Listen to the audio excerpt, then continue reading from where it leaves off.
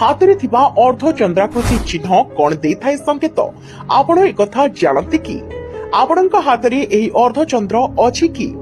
ଯଦି ଅଛି ଆସନ୍ତୁ ଜାଣିବା ଏହି ଭିଡିଓରେ। ସାମୁଦ୍ରିକ ଶାସ୍ତ୍ର ଅନୁସାରେ ଏହାର ସଂକେତ କଣ? ଏହାର କିଛି ପ୍ରଭାବ ଥାଏ ନା ନଥାଏ? ଏହି ଚିହ୍ନକୁ ନେଇ ଆମେ ଚିନ୍ତିତ କି? ଏହି ଚିହ୍ନର ବିଶେଷ ମହତ୍ତ୍ୱ ରହିଛି ଆମ ଜୀବନରେ। ଏହି ଚିହ୍ନ କିଛି ଗୁଣ ଓ କଥାର ସଂକେତ ଦେଇଥାଏ।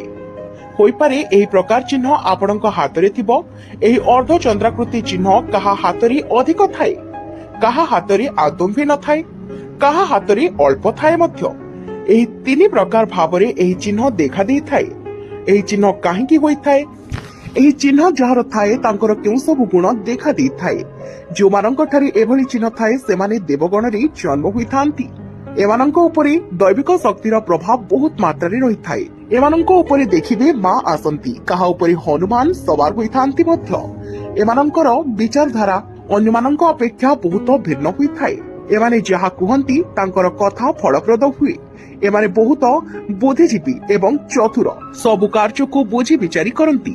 ଏମାନେ ଦେଖିବାକୁ ସୁନ୍ଦର ଓ ସରଳ ହୋଇଥାନ୍ତି। ଏମାନଙ୍କର ବ୍ୟକ୍ତିତ୍ୱ ନିଶ୍ଚିତ ଭାବରେ ଅନ୍ୟମାନଙ୍କୁ ଆକର୍ଷିତ କରିବ। ଏମାନେ ଉଚ୍ଚ ପଦାଧିକାରୀ ବ୍ୟକ୍ତି ହୁଅନ୍ତି। କୌଣସି କାର୍ଯ୍ୟ କରିବା ପାଇଁ ସଂକଳ୍ପ ନେଲେ କରିକି ଦେଖନ୍ତି।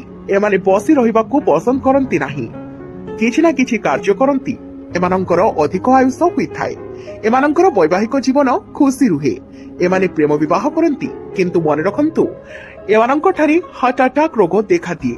ଅର୍ଦ୍ଧଚନ୍ଦ୍ରାକୃତି ଥିବା ଲୋକଙ୍କଠାରେ ଏହି ବିଶେଷତ୍ୱ ଦେଖା ଦେଇଥାଏ।